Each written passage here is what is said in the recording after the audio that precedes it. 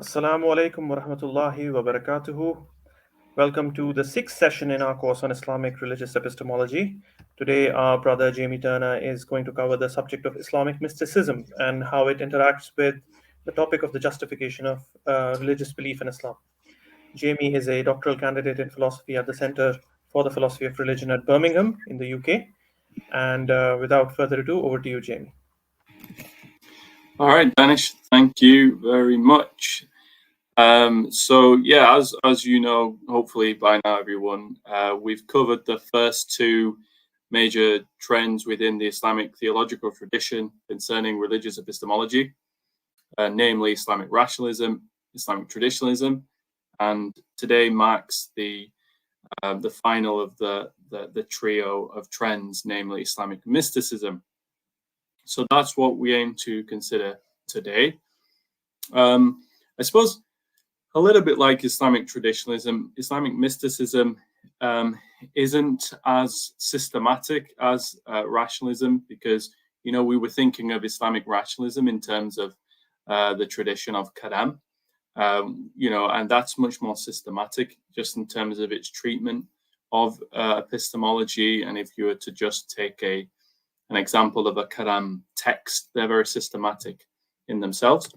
But Islamic mysticism and traditionalism really is a tradition where we're basically considering various different disparate thinkers and trying to draw out some general conclusions on the basis of the different pieces of writings that these authors and thinkers have come up with.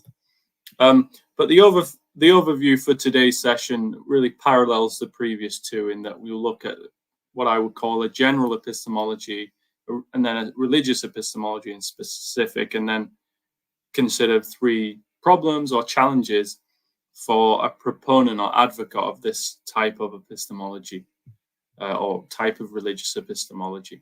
So that's what we're going to do. So just as a preliminary, what do we mean by Islamic mysticism, or what do I mean by Islamic mysticism? The term mysticism, is unusual in the sense that clearly mysticism is not, a direct translation of some Arabic Islamic term. And so it is a kind of a Western form of language that we're sort of putting on the Islamic tradition here to some extent. But basically, mysticism in general is a tradition within religion which concerns the forming of a union with the divine, basically. So what I mean by Islamic mysticism is that segment of the tradition which laid the greatest emphasis on what might be called gnosis, or experiential knowledge, Marifa, in religious epistemology. As we're going to see, the term Marifa takes on a certain spin within the Islamic kind of mystical tradition. Marifa just generally means knowledge, and in the same way that ilm means knowledge. But there is a distinction between Marifa and ilm within this tradition. So Marifa, or experiential knowledge, or gnosis, is the central component, the central epistemic component of this tradition or trend within the Islamic tradition. And so Islamic mysticism emphasizes that religious knowledge is achieved through experiential union with God. Just to mention here two examples, Ibn Arabi we'll be looking at, and Ar-Rumi as well, who is a less systematic thinker than Ibn Arabi. I think Ibn Arabi represents the kind of intellectual heights of this tradition in the way that Ibn Taymiyyah represents the intellectual heights of the traditionalist trend. So that's why I focus on Ibn Taymiyyah, and I'll be focusing a bit on Ibn Arabi today. All right, so part one, epistemology of mysticism. Okay, so I kind of already suggested that there is this distinction between ilm and ma'rifah. If you remember from the previous two sessions, around about this stage, I usually made a distinction between the divine or eternal knowledge, ilm which is qadim, and ilm which is hadith or temporal. But primarily the distinction between the two kinds of knowledge that is really relevant for us for today is not that kind of distinction, but is a distinction between what might be called theoretical knowledge and experiential knowledge. So by ilm, we mean theoretical knowledge. And again, in the previous sessions, we've thought about divisions of theoretical knowledge, like ilm daruri or necessary, non-inferential knowledge, and ilm nadari or ilm muktasab, acquired and inferential knowledge. And basically, ilm or theoretical knowledge will fall into either one of these. It'll either be a kind of daruri knowledge, like the different badihiyat that we know. Badihiyat, I just mean self-evident truths, like 1 + 1 = 2, that the whole of something is greater than the part of something.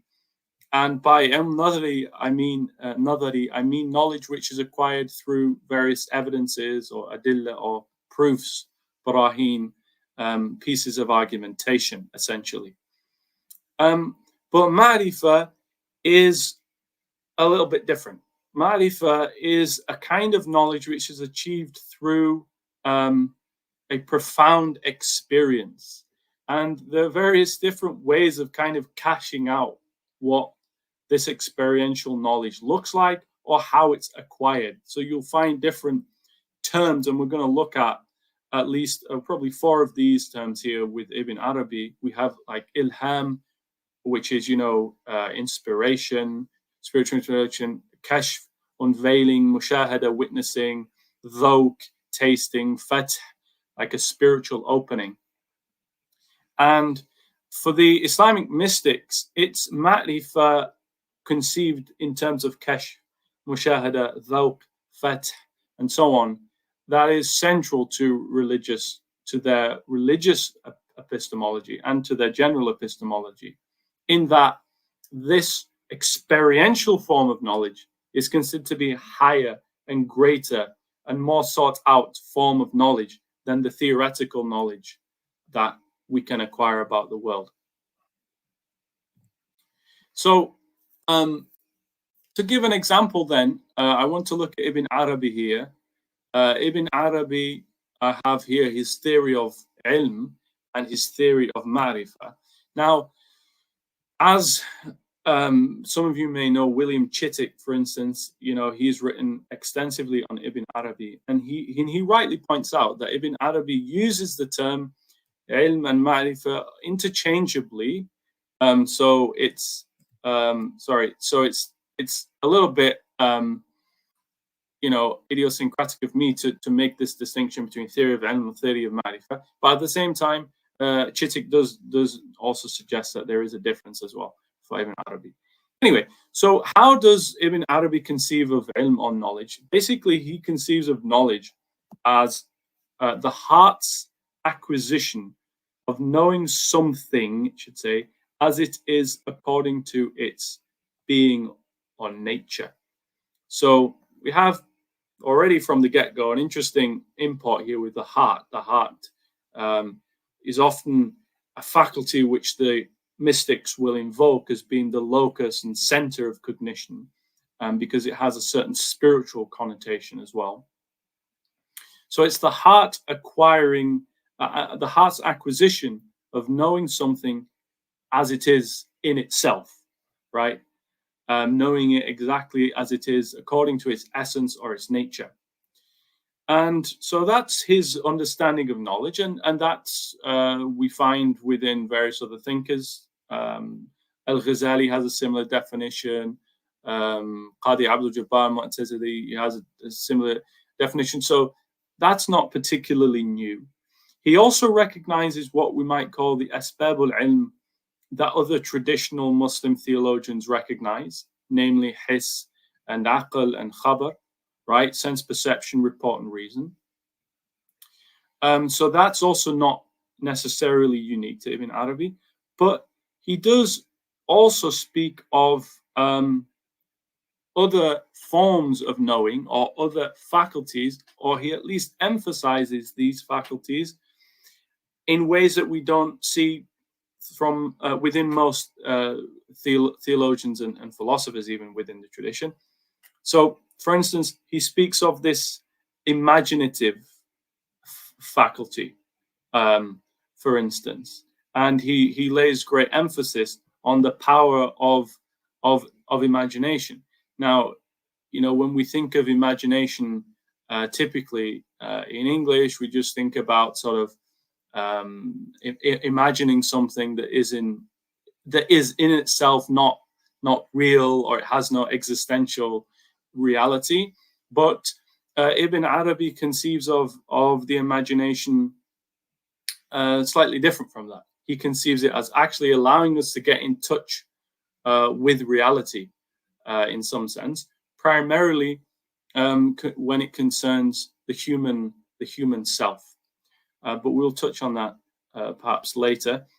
And he also has this cognitive faculty, or al-mufakkira, which is to do with reflection, and that's a faculty which he emphasizes. He also has the rational faculty, al-qut al-aqliya, and the heart. So the heart here being like the center of cognition, the locus of cognition. Ultimately, knowledge resides in the heart, and these various other powers or quwwat, faculties, enable us to acquire knowledge which will rest in the heart, either through imagination, through reflection, through reason. So those are some of the faculties that Ibn Arabi speaks of. And then these faculties enable us to know certain things. What are the things that we can know, or the ma'lumat, the knowables? So he speaks of sensible particulars in the world, things that in our immediate environment that we can know through our senses. Abstract or intangible realities, things that we can't touch, which we perceive just logically, a priori, or perhaps by rational proof. So, to use the examples of these would be like al-badihiyat, the things that we can just know a priori. And then again, he speaks of imaginal objects as well.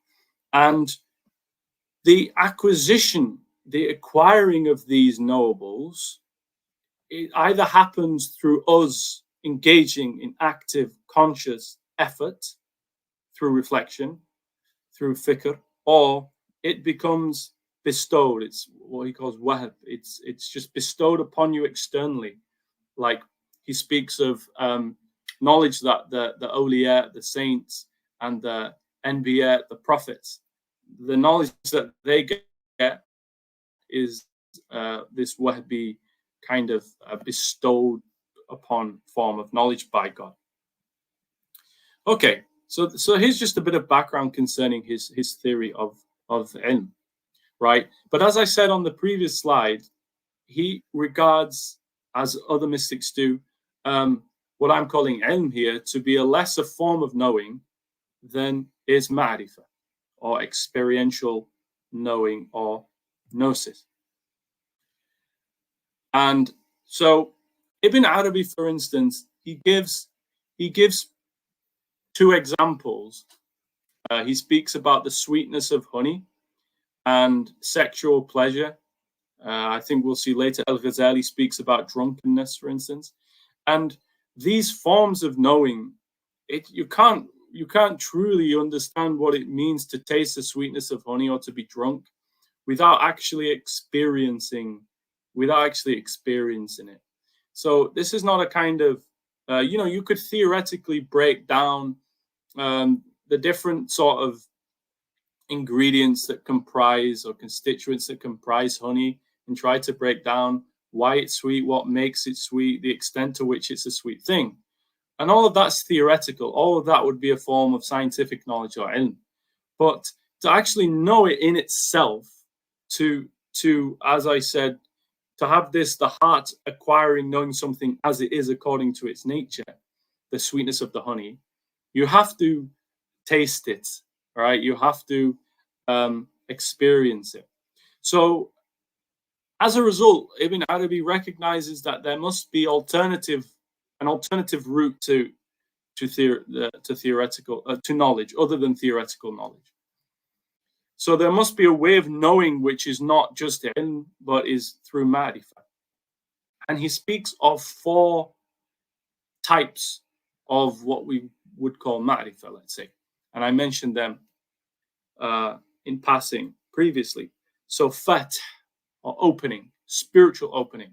This is what he considers to be the direct bestowal of knowledge by God to a person about the realities of things not accessible by the senses or an operation of the intellect. So there might be some things that we can't understand about reality or know about the world without God bestowing it upon us, upon a person. The special insights that prophets and saints have about the unseen, about the next life, and about certain realities within this life have their root only in this fath, in this opening, and this wahab, this bestowal. Dhawq, tasting, is an internal mode of knowing that consists of a direct experience of either of one's phenomenal or experiential states. So it's either you're experiencing something that's sort of out there in the world, like the sweetness of the honey, you taste it, you grasp it, or you grasp it and you taste it, and then the experience of the tasting, the sweetness that you taste, that you experience, that phenomenal conscious experience that you have, that becomes known to you through this dhawq, right? And so it's an internal mode of knowing. Kashf, or unveiling, then, the immediate knowledge of the reality of things through theophanies or epiphanies. So if we imagine that a portion of reality is in some sense veiled to us, that it's inaccessible to us, and something happens to us whereby the veil is removed, we're able to see it as it is immediately. Again, it could be a kind of epiphany, that it comes all of a sudden, or a kind of theophany in that it's bestowed by God. So kashf, dhawq and fath, they're different, but they're all in some sense intertwined. They're very close to one another. Witnessing, mushahada, a mode of spiritual vision, a disclosure and unveiling of realities that engender certainty to the agent of the witnessing. So again, it's related to kashf, in the sense that it's a kind of unveiling, but it's a witnessing of the things of the unseen. In a spiritual sense, it doesn't mean that you have to witness with your eyes, but you witness with the mind's eye, or they would say the heart's eye. So shuhud or mushahada is a kind of spiritual vision. So the achievement or attainment of ma'rifah, which can come through fath, dhawq, kashf, mushahada, all of these ranks supersede theoretical knowledge that you will achieve. That is only ilm. Now, one of the reasons, I suppose, why the mystics thought that the achievement or attainment of Marifa is higher than simply theoretical knowledge or ilm is to do with the limitations of reason, right? The mystics are, in a sense, skeptics when it comes to reason and when it comes to philosophy and the capacity of human reason to give us knowledge. So here are just a couple of examples, 3 examples to be precise, where we see from for instance, Rumi in the first two quotes, and then from Ghaznavi from a poem, where these thinkers speak of the limitations of reason. So Rumi says here, know that true knowledge consists in seeing fire plainly, not in prating that smoke is evidence of fire.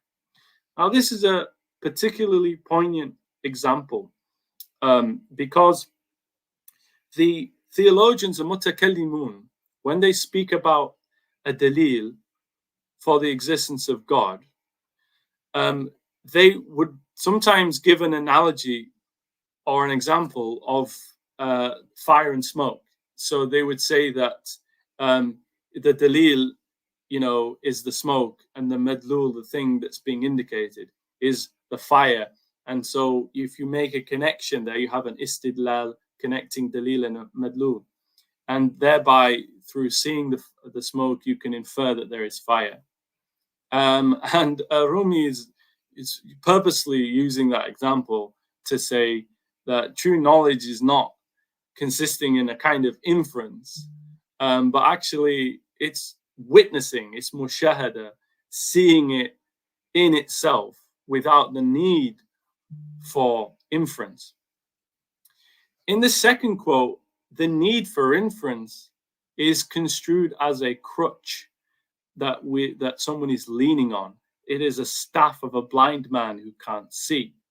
So the illumination or ishraq of the spirit comes. Then there remains not, O thou who seekest illumination, conclusion and premise, or that which contradicts a statement, or that which renders its acceptance necessary, because the seer on whom his God's light is dawning is quite independent of the logical proof, which resembles a blind man's staff.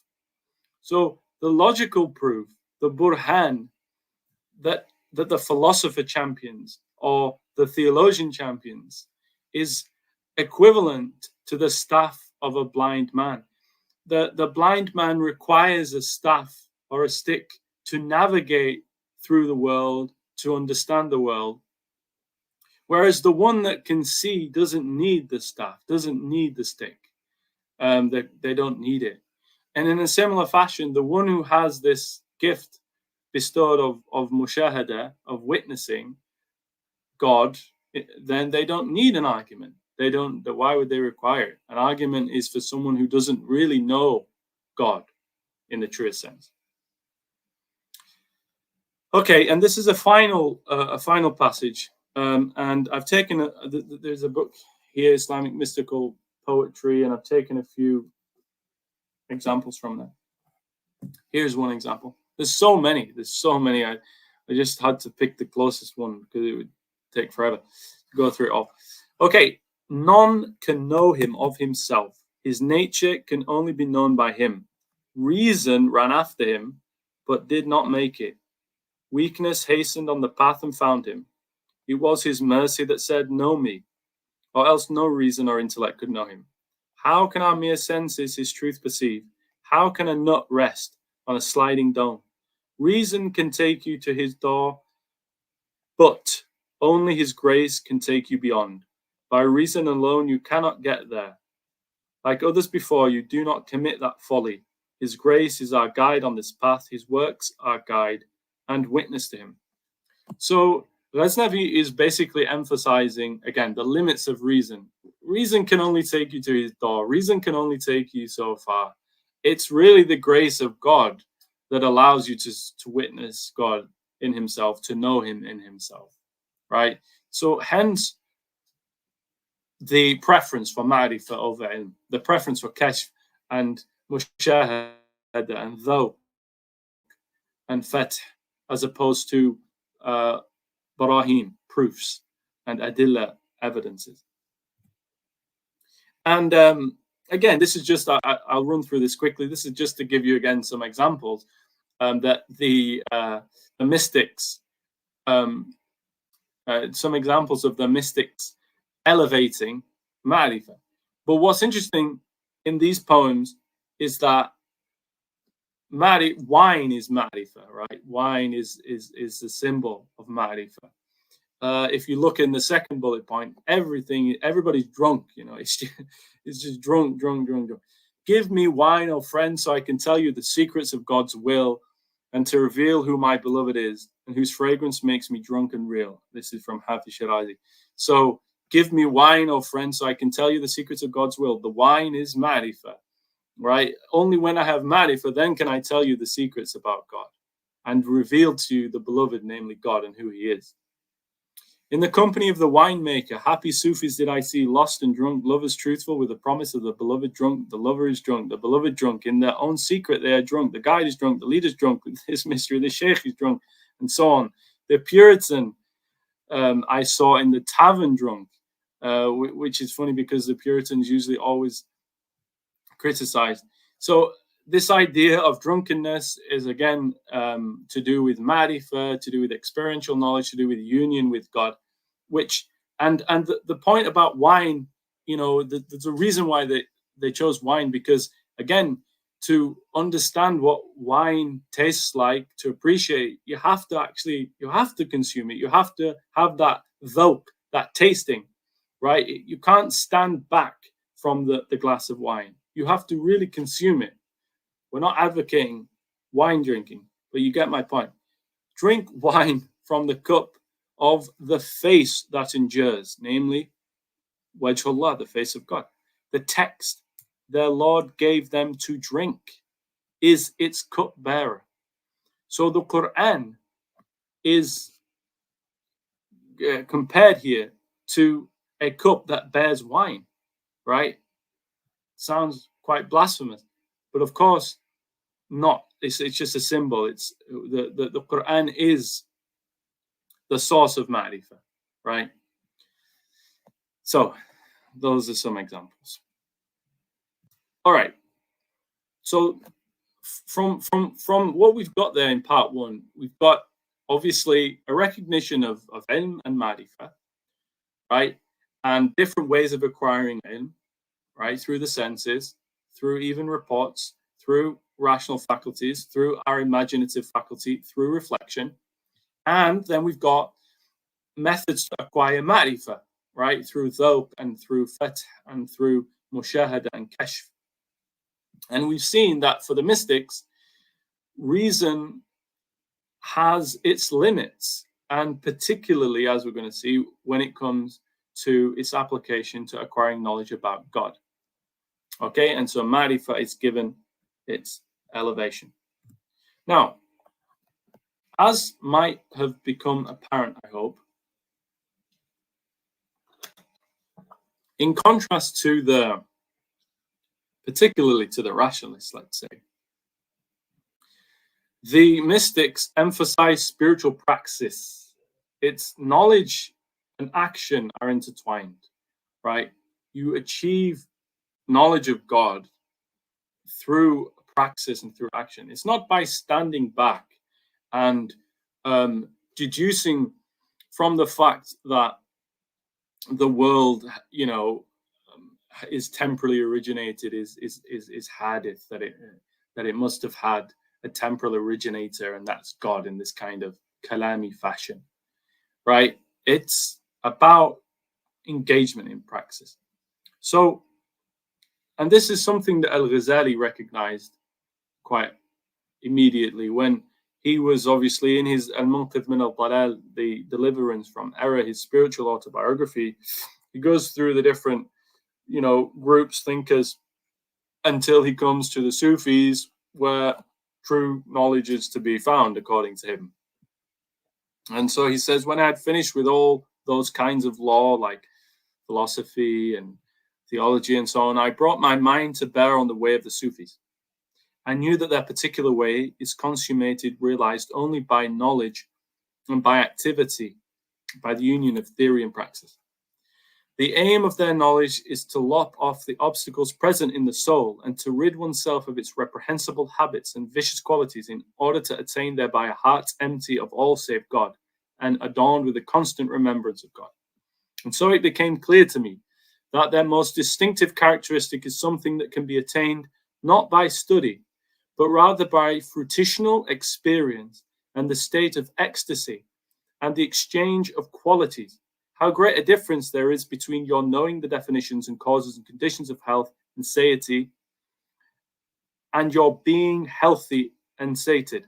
And how great a difference there is between your knowing the definition of drunkenness, namely that it's a term denoting a state resulting from the predominance of vapors which rise from the stomach of the sense of thought, and you're actually being drunk.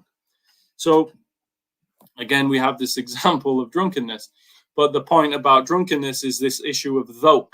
There's a great difference between acquiring knowledge that's theoretical, such as knowing the definition of what it is to be drunk, and actually being drunk, the experience itself. And so for Al-Ghazali, what he recognizes and what is clear for the mystics is that there is this union of theory and practice, and that Iman and faith is not achieved in the absence of practice. If you recall, for the rationalists, they equated Iman with tasdeeq, with assent to a proposition that there is no God except Allah and that Muhammad is his messenger. But for the mystics, that's so wrong-headed, because you can't divorce theory and practice in that fashion and have Iman. So faith is fundamentally grounded in religious praxis as opposed to mere assent. This is Ibn Arabi saying here, in our view, theistic knowledge requires practice, and necessarily so, or else it's not knowledge, even if it appears in the form of knowledge. God's deceiving or makr the servant is that he should provide him knowledge which demands practice, and then deprive him of the practice. So true knowledge occurs through practice, and if you know something which demands practice and you don't practice, you don't truly know, right? Knowledge is something that transforms your very being. Okay, that only then is it really knowledge. If you theoretically or hypothetically assent to some proposition and it has no kind of experiential impact, it's not really knowing or knowledge, at least in the sense of Marifa. And then again, consider Arumi, every proof that is without a spiritual result and effect is in vain. Consider the final result of thyself. So a spiritual experience, a religious experience of God, if it's true, if it's veridical, will have a profound impact on the person, and you will be able to see the veridicality of it by looking at the result and change that it had upon you, the effect that it had upon yourself. If you had this true witnessing, shahood of God and reality, it would make an impact on yourself, right? Look at the change that it makes on you. If you don't have any change, if there's no final result, you don't have knowledge. You don't really know in the truest sense. And this is interesting because even William James, and we mentioned him a few times in this course of these sessions, in his Varieties of Religious Experience, he speaks of this idea of testing the veridicality of religious experience on the fruits of the experience in his first chapter of that book. And so these early mystics recognized the importance of that. So if true religious knowledge is to be acquired through spiritual practice or praxis, then the way to acquire true knowledge, religious knowledge, is to go through various forms of practices. Now, the mystics considered the various forms of practice as akin to going through a spiritual journey or elevating up or along stations or states, manazil or muqamat or ahwal, for example, of the arif, the one who has marifa is arif, the knower, right? So just to give you an example, here I have a copy of a book. This is the Manazil al-Sa'irin, and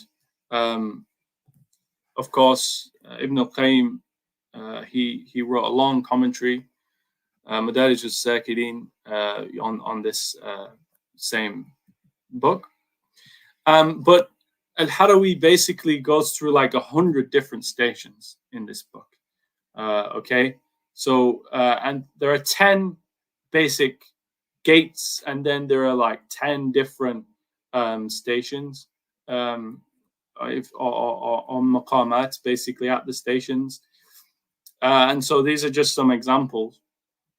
So al-yaqadha, or wakefulness, is supposed to be like the very first station. You can't enter along the spiritual journey towards knowledge of God if you're not wakeful, right? To be wakeful, to have this sense of al-yaqadha.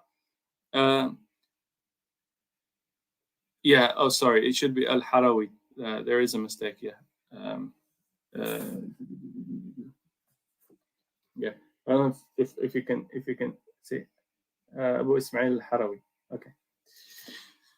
So basically, al-yaqadha, this sense of wakefulness, it's a wakefulness to the gratitude and blessings of God. It is a wakefulness to the fact that you cannot enumerate the blessings of God and you should be thankful for them. And it's a wakefulness to the sinfulness of your nature and your need for repentance, right? And then it moves on to at-tawbah, and then there are different things, al-firar, fleeing to God, at-tafakkur, reflection, say upon the creation of God. Again, there is a mistake. Hearing, it should be written training, al-riyada, riyadatun nafs, the disciplining or the training of the self, right? So this is quite different to the rationalist, method, isn't it? The rationalist method is very standoffish. It's very objective in that sense. This is about really engaging in a spiritual journey and process, right? And acquiring different ahwal or states as you climb the maqamat, the stations, and so on. That's just one example, Manazil al-Sa'idin, right? Another example is to conceive it in terms of a journey or safar, right? Mantiq al-Tayr, the Conference of the Birds by Farid al-Din Attar. This is a really wonderful book. I really, really like this book. But Attar speaks about 7 valleys, right, that the Arifun or the Arifin have to, pass by to achieve what would be fana, basically, annihilation or complete absorption into the divine presence.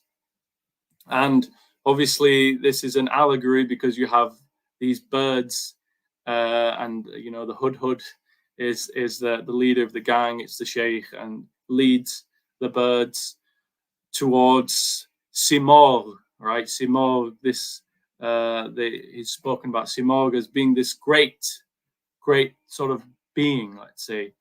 And Simor apparently means 30 birds. Yes, 30 birds, and the number of birds that achieve the end result are 30, right? So Simor is the one that is being sought after, the allegory for God, and the 30 birds that means Simor, basically. So you have this union. They realize that they are the Simor, as it's trying to say. Anyway, so there's a lot of potentially pantheistic language you find with certain mystics. I mean, we know Mansur Hallaj was famously, killed because he said "An al-haq," that I am the truth. In trying to make this statement about his becoming one with God. But you have these different valleys: the valley of the quest, love, mystery, insight, detachment, serenity, unity, bewilderment, poverty, and nothingness. That the birds are supposed to, pass by. But there's lots of different stories that are mentioned at each valley, which relate to the human experience, that we have to overcome certain things in order to achieve true gnosis or Marifa. All right, so I think those are some important insights concerning the religious epistemology of the mystics, right?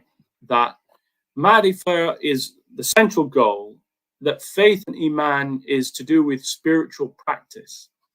And that's the only way that you're going to achieve Marifa.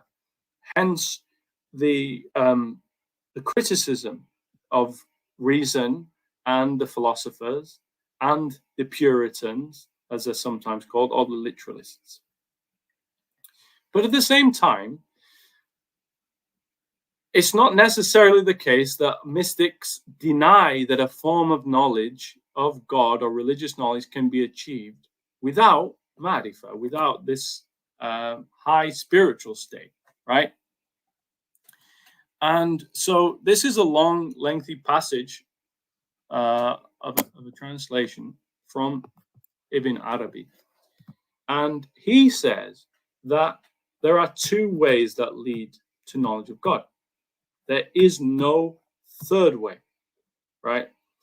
Now, I think this is quite interesting because I was thinking to myself how this passage is in some sense similar to Ibn Taymiyyah. Because Ibn Taymiyyah says that principally we know God through fitrah, right? And those whose fitrah is corrupted, they have to know God through like an inference. But at the same time, Ibn Taymiyyah, what he doesn't do is he never restricts it to two. And he actually says that there are many, many, many different ways to knowing something and to knowing God. So there's a similarity, although it's not quite fully similar. So there are two ways that lead to knowledge of God. There is no third way. The person who declares God's unity in some other way follows authority in his declaration, i.e., taqlid. The first way is the way of unveiling, kashf. It is an incontrovertible knowledge which is actualized through unveiling and which man finds in himself. He receives no obfuscations along with it and is not able to repel it. He knows no proof for it by which it is supported except what he finds in himself. One of the Sufis differs on this point, for he says he is given the proof, and what is proven by the proof in his unveiling, what is proven by the proof in his unveiling, since when something cannot be known except through proof, its proof must also be unveiled. I heard that from him. He reported about his own state and he spoke the truth. However, he was mistaken in holding that the situation must be like that, for others find the knowledge in themselves through tasting, dhawq, without having its proof unveiled. This kind of knowledge may also be actualized through a divine self-disclosure, like a wahab bestowal given to its possessors, who are messengers, prophets, and some of the friends, awliya Allah, friends of God. Now, the second way is the way of tafakkur, reflection, and istidlal, reasoning, through rational demonstration, burhan aqli.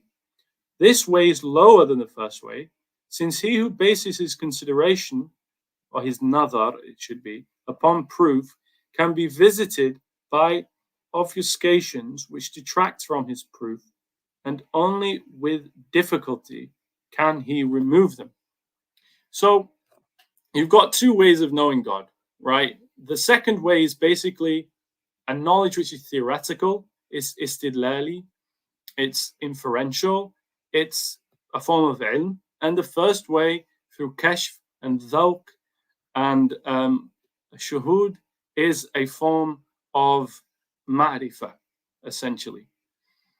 And what he says is that with respect to the second way, one of the reasons why the first way is higher is because the first way, he receives no obfuscations along with it, and he's not able to repel it, right?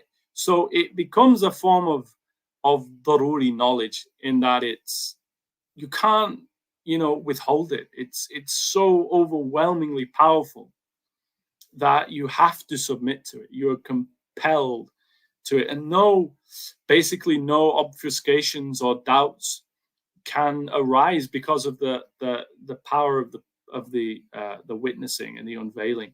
But with respect to an inference, somebody can challenge the premises of your argument. There could be a number of different issues that people find with your argument. They have various objections and so on.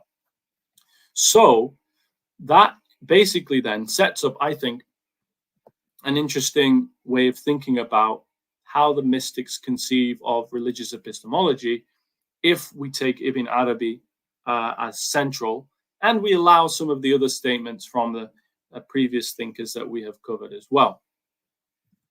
And so it might seem that we just culminate in something like this. So I'm saying that the aforegoing account suggests that true knowledge of God is achieved experientially through a kind of gnosis or Marifa. Right? This implies that strong evidence for God may only be acquired in virtue of a special spiritual disposition. Right? You can only basically achieve Marifa if you go through the 7 valleys or the various Manazil Sa'irin stations or maqamat, right?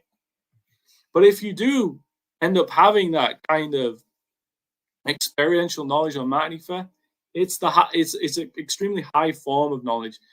The strongest possible knowledge and evidence of God is going to be achieved through that.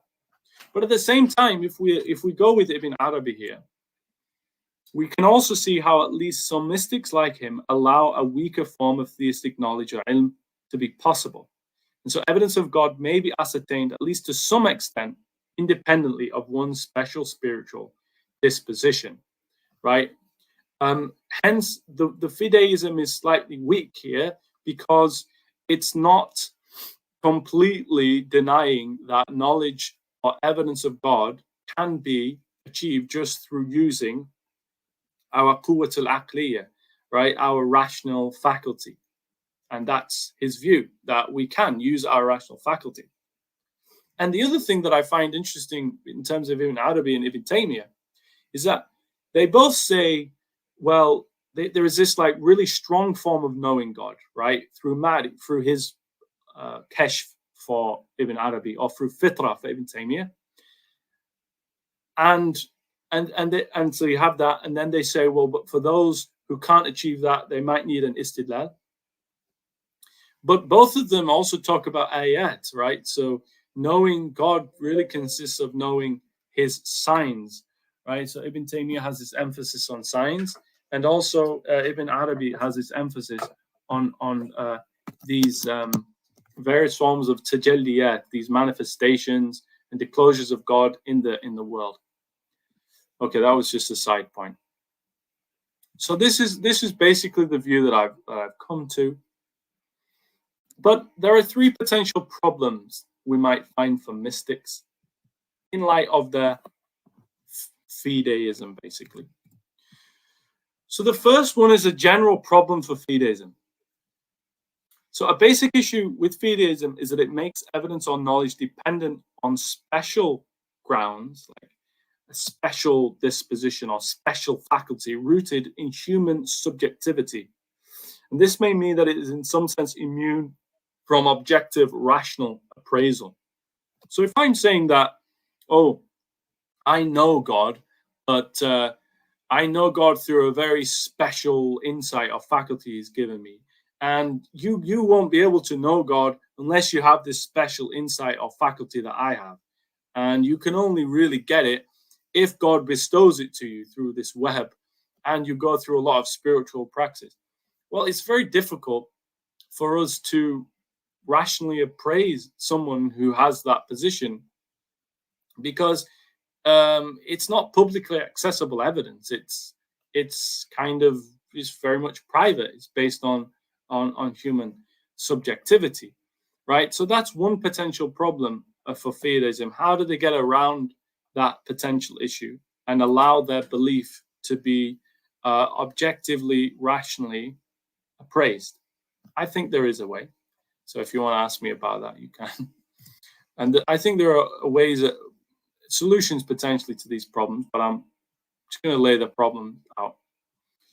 Many different religious traditions suggest a similar means to acquiring special knowledge of their God, right?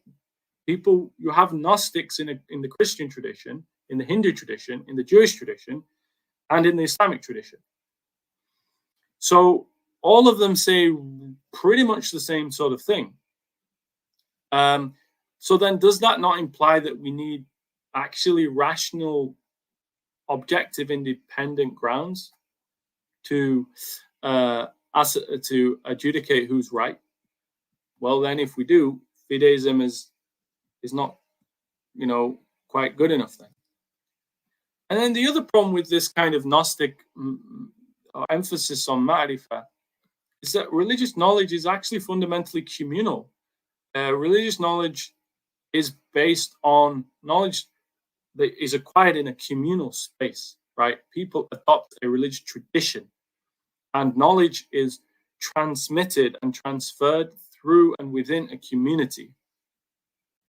But this private Gnostic approach appears to block off religious knowledge for many, because it's basically saying that, you can't really know God by being rooted in the tradition of God, his revealed community. You have to go through this very kind of long spiritual process and hope God bestows a knowledge upon you. And until then, you don't know. But that doesn't seem to correspond with how most people feel that they have religious knowledge, which is just basically being based in a community. And it also doesn't seem to be even the way that the early Muslims conceived of acquiring and transmitting religious knowledge to their, companions and so on. Okay, so that's basically it. Okay, thank you so much, Jamie, for this excellent talk again. And there's a lot to think about, and we sure have a few questions for you. Okay, Bismillah, Alhamdulillah, wassalatu wassalamu ala Rasulillah.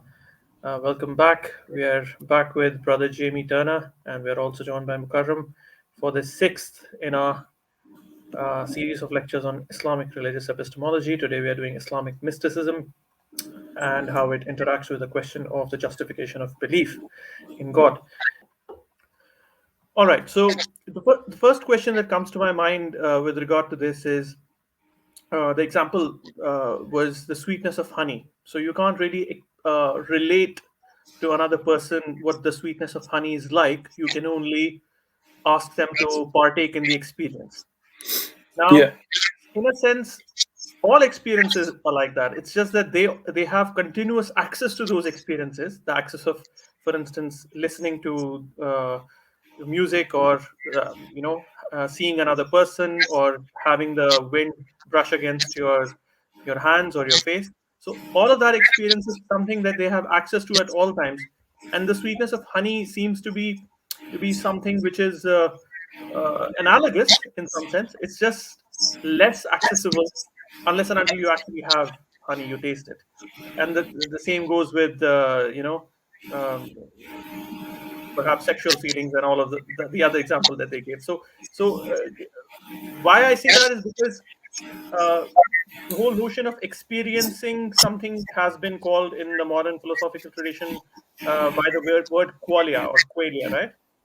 Something which cannot be described, it's only experienced. And I'm thinking of Frank Jackson's thought experiment with Mary the scientist, who let's say knows everything about a particular color, but it's only after she has received her eyesight back that she can actually experience what the color pink is like. So is it special pleading for the sweetness of honey, or is there really a point there which can still be retrieved? What do you think? Yeah, I think that's a good question, and the Mary example that Jackson gives is also a relevant example, and there are a few thinkers that have tried to modify and extend that example and apply in different domains, particularly to morality and aesthetics and stuff like that, and try to make the point that really acquiring particularly understanding of something sometimes requires a kind of what John Cottingham calls an epistemology of involvement, as opposed to an epistemology of detachment. So, like, just to give a couple of examples I think that John Cottingham gives. So Cottingham talks about the kind of transformation on the self that can be had through the experience of music and poetry and literature and so on. And he gives other examples to do with interpersonal relationships of like love between two human beings. And it seems, at least to Cottingham, that, one cannot really understand what it's like to have that kind of knowledge unless one is ready to partake and participate and to become involved and participatory. If one becomes standoffish and cold and objective, like you would in a laboratory, you're not apt to acquire that level, that sort of understanding or experience.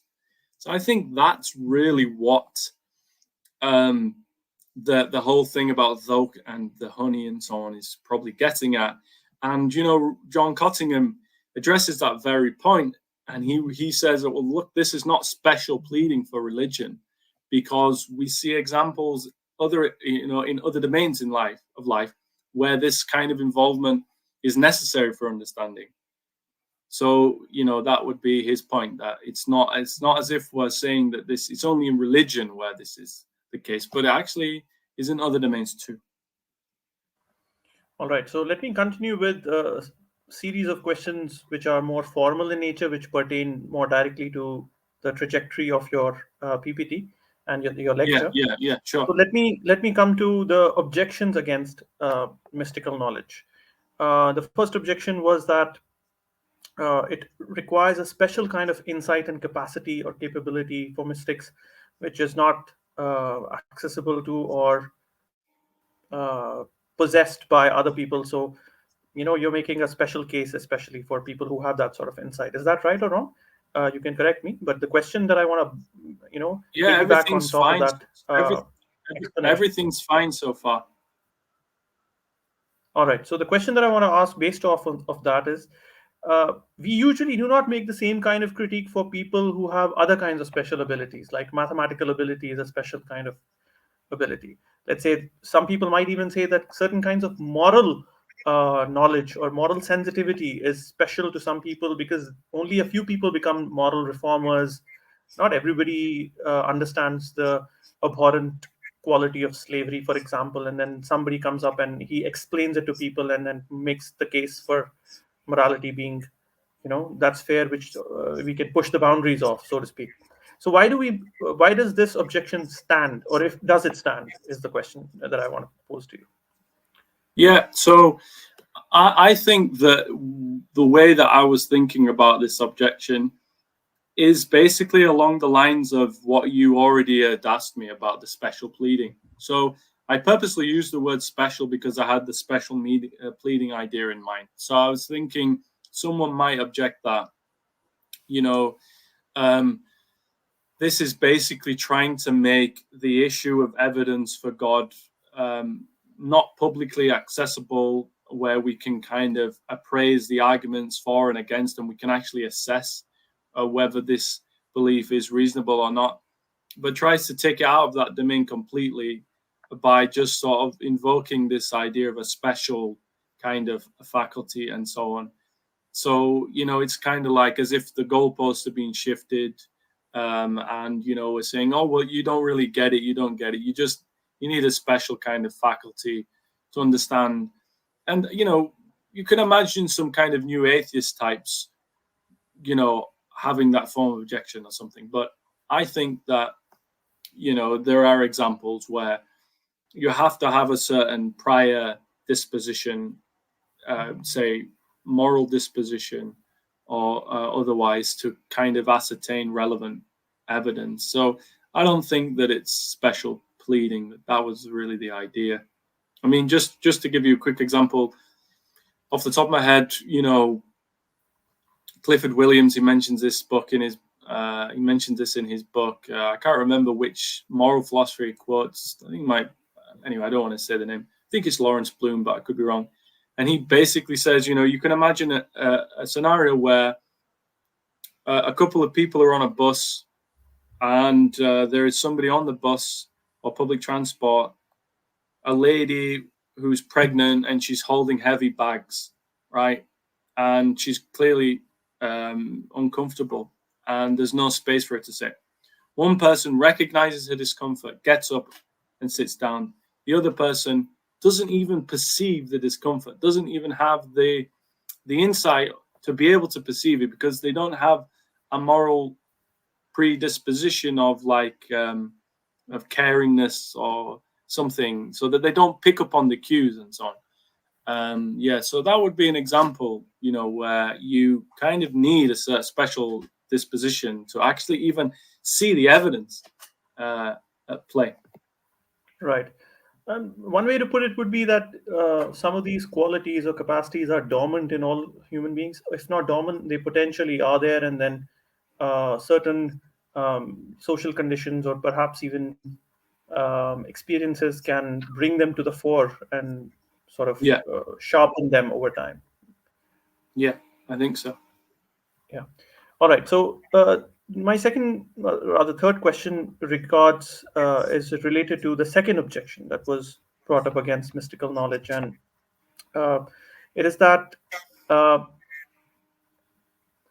let me rephrase how I understood it. You were saying that because mystical experience is something that is accessible to people belonging to all different kinds of faith traditions, how would we then differentiate between which is the veridical experience and which leads to the veridical religion, or the true religion rather, and which doesn't? And in response, some of them might actually say that, and they are disposed to saying this, they have often said this, that we are pluralists in the sense that we believe that many of these different faith traditions lead to one final truth, or the same truth. We are perennialists in that regard. That is why certain kinds of Sufi traditions are also perennialist traditions, especially in their modern iteration in the 20th century. So what would you say to that? Or do you think that's a good sort of a comeback? Well, you see, it depends. Whatever move you make, you're going to have to make certain concessions, or you're going to have to. There's going to be pros and cons. So, you could go that full-on perennialist way, and then basically try to kind of concede any religious exclusivism, right? That's going to be a big concession to make if you're a Muslim of any traditional kind, right? Because there is a hell of a lot. There's a hell of a difference between having having an experience of God as conceived of Allah, and then having an experience of Jesus Christ as God the Son, right? That those seem to be, at least on the face of it, mutually incompatible. But then if you go the other route and say, well, no, my experience is just so overwhelmingly profound, and so it's so luminous that none of these objections from religious diversity or whatever could possibly make me doubt it, then of course the problem is that, again, all of these other religious traditions and people who represent them could make the same point. So you've got two issues there. I think that,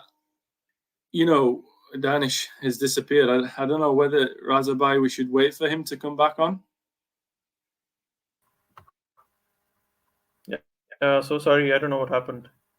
Yeah, that's okay. So you've got these two different ways you can go. You can go one sort of extreme and just open it up in the perennialist fashion, or go another extreme and just be a hard line exclusivist. But I think that option will be open to all of the exclusivists. and so that seems to be problematic. One way could be to kind of, to sort of lessen the blow of the objection by sort of saying that, well, yeah, it's not that there is a kind of, no, we don't have to be full-on pluralists and say that, Christianity and Islam and Judaism are all like equally true in some sense, but that our experience basically gets us in touch with the real ground of being and reality. And the problem is just to do with our own sort of cultural conceptions, where we try to kind of conceive of that reality, and there might be some kind of mistake that we're making in our conceiving of the reality. So one might say that the Christians' experience does get them in touch in some sense with God, but the way that they conceptualize that experience is wrong-headed. They're using faulty concepts like Christ and the Holy Spirit and stuff like that. Right. So that brings me to the next question about the nature of religious experience. And you said a few things about it in the presentation as well, and even now with respect to the last question. But what I want to ask about is this very notion of religious experience, in as much as it seems to be a very fluid and a very confused sort of a concept. I mean, the religious experience itself sounds like a weasel term in that it can mean so many different kinds of things. One of the things that William James talks about in his chapter on mysticism, especially, and then he gives examples of all kinds of thinkers in the history of all these different types of traditions, is that religious experience for these various people means very different things to them. Yeah. So, for instance, in the case of Ghazali, he quotes from the Munkid Min ad-Dalal that Ghazali actually says that once you go on this path, very quickly you start experiencing heavenly beings like angels and the spirits of the prophets. Right. Yeah. So that is something very. I mean, it's very striking that if I were to experience something like angelic beings and prophetic arwah, I would be, under the influence of that, I might actually think that this is the right way. But that's something very different from listening to, let's say, a very evocative poem and then being entranced in a religious fervor of some sort. So, can you say more about what religious experience means? And building off of this question, can you sort of point to? Okay, Jamie, this is happening again. I'm so sorry, but this is the noise throwing me off again. Let me just ask my question, and then you can take it, and then perhaps we can close it a little early today. So could you say more about religious experience itself and how you understand it, and the thinkers you've been influenced by it understand it? And do they put any sort of conditions or constraints as to what would count as religious experience? Yeah. All right. Thanks. So, yeah, I mean, look, it's quite difficult sometimes to define certain terms. People have a tough time defining religion, right? Even religion seems to be a difficult thing to define.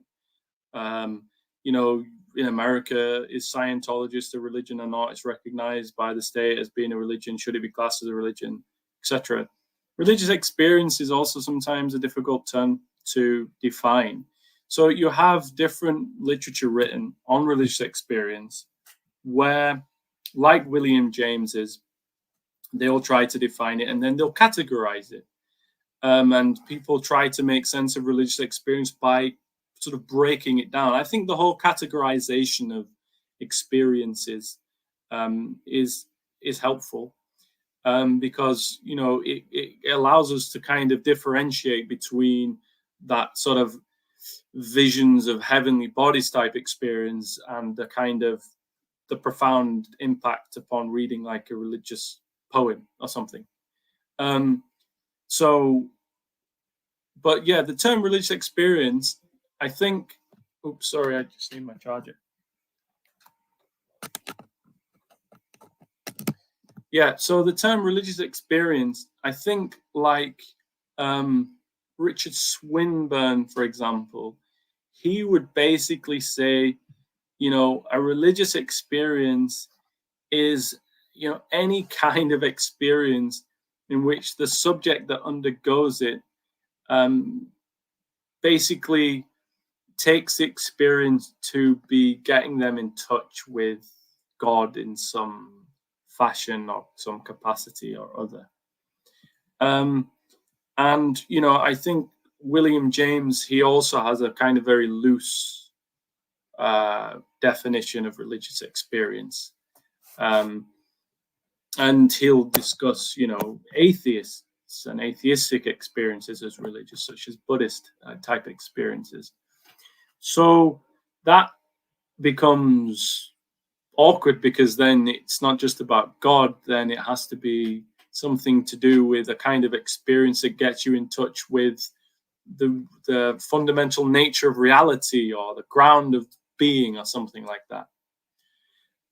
So, you know, we have to just work with one of them. I think that I don't like to get bogged down with semantics. So I'm quite happy to just work with like one of these loose definitions where we take religious experience as being a kind of phenomenal experience in which the subject that undergoes it sees that experience as getting them in touch with fundamental reality or something like that.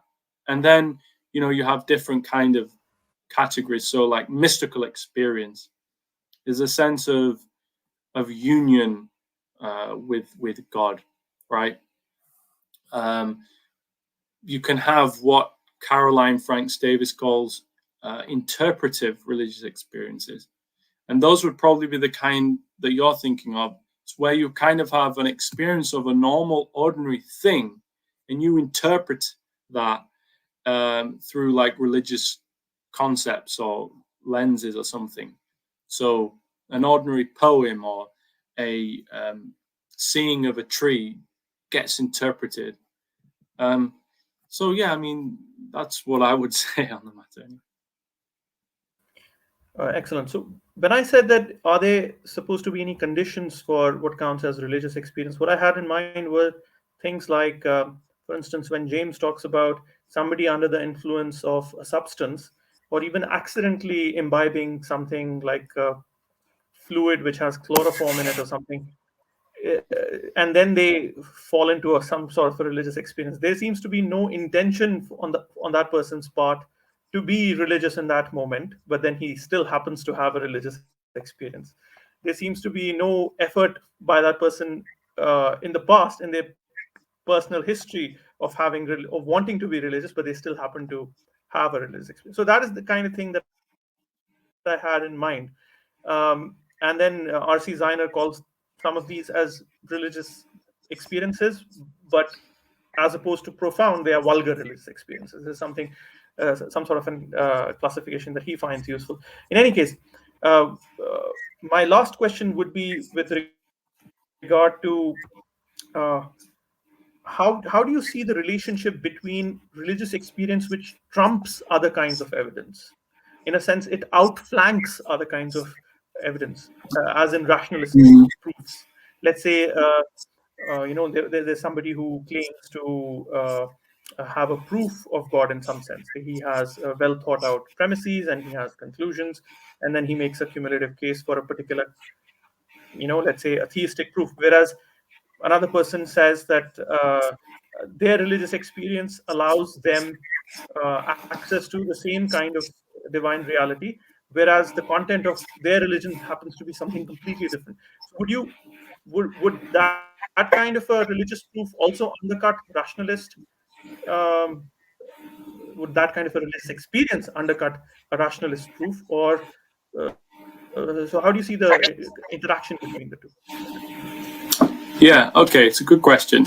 So I think just as per our human nature, when we undergo profound experiences, they're more likely to leave a lasting impact on our lives, and they're more likely to transform our behaviors into certain actions. And we're more likely to undergo really visceral, deep emotional states of joy, of fear, of love, of happiness, or whatever the case might be.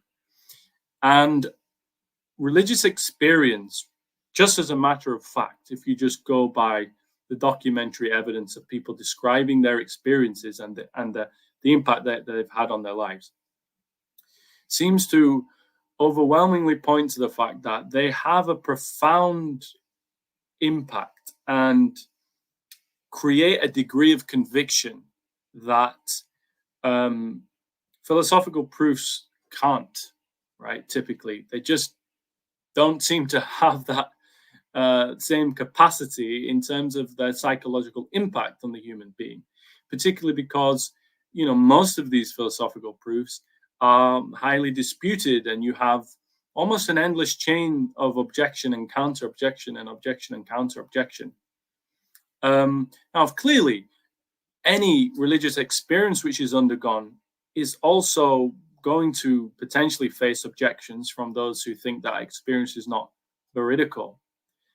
But yet, to some people who undergo those experiences, it seems so profoundly real, and as real as anything else, and and a more profounder of an experience than any kind of experience, that they just cannot shake it off. They just are sort of compelled to continue to holding their belief on the basis of it. Like, if you look at William James's book, he just recounts some individuals who speak in that fashion, that they say no doubt, no objection, nothing could ever dissuade me now because of this. Now, how do we think about this in epistemic terms rather than simply psychological terms? I'm of the inclination that certain experiences are potent to actually do away with objections, right? But it's difficult because it becomes quite vague. But for instance, I think that the experience that I have of external objects in my immediate environment, right, is more plausibly true than any skeptical objection that could be offered to suggest the external world is not real, right? I think it's rational for anybody to just disregard those arguments on the basis of their experience of the world. And so some people have tried to sort of think along those lines and apply it to religious experiences. And they've said that, there might be occasions in which objections can be sort of disregarded or defeated. Defeaters can be defeated on the basis of these profound religious experiences. Alvin Plantinga is one of them. So Plantinga gives an example of like somebody who's been accused of committing a crime, and various bits and pieces of evidence are held against him that the person in question, like say it was you or me, let's say you've been accused of stealing some money, and they found the money in your pocket. They found footage of you being kind of around the scene of the crime when it happened, and stuff like that. And so this goes to court, and the jury look at all of this publicly accessible evidence, right? And they convict you. They say that you must be guilty, right? And that's probably reasonable for them. But you have this profound memory of being not anywhere near there at the time. You remember you had no connection to it. And so despite the publicly accessible evidence against you, and despite the fact you cannot produce any counter evidence of that sort, you have this memory, and it's sufficient for you to be reasonable in discounting the evidence against you in that fashion. Maybe the same can be the case for religious experience too. That's what Plantinga thinks. and I'm kind of ambivalent about it, but yeah, I find it difficult to deny, hard to swallow. Excellent. So before we close, I would like to ask Mukarram, who's been waiting patiently and sitting patiently, whether he has a question for Jamie. Yeah. I just wanted to say that you went over Fariduddin Attar very fast. So could you perhaps tell us a bit more about him and the 7 gardens that are talked about?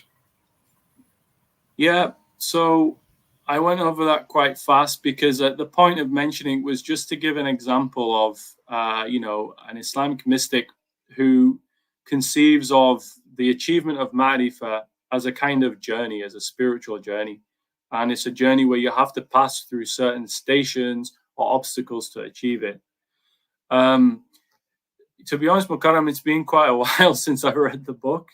But I remember from certain stories within the book that Attar basically at different points in the valley, he recounts different conversations and different stories among the birds. So the birds tell other birds different stories, and from among those stories you get like examples of individuals who like renounce the self, right? There's this idea of renouncing the nafs from pride, from lust, from dunyawi things, right? For instance, so like that for instance is a key theme that you'll find within mystics. So they talk about renouncing the dunya, like fasting and khalwa, seclusion, and even spending long hours in nature and so on. And obviously, for Attar, there are special stations that people have to achieve, which pertain to, like, for instance, this idea of poverty, right? This idea of basically renouncing the self from any kind of pride or want or desire for something of the world, be it wealth, be it material things, because you're solely invested into acquiring this union with God and making that the primary center of your being and your thought. But yeah, those are just some thoughts. In general, I would just say, just go read the book. Right. All right, excellent. That's all. Thank you so much, Mukarram. Thank you. And thank you, Jamie, for this excellent talk and engaging and entertaining some of our questions.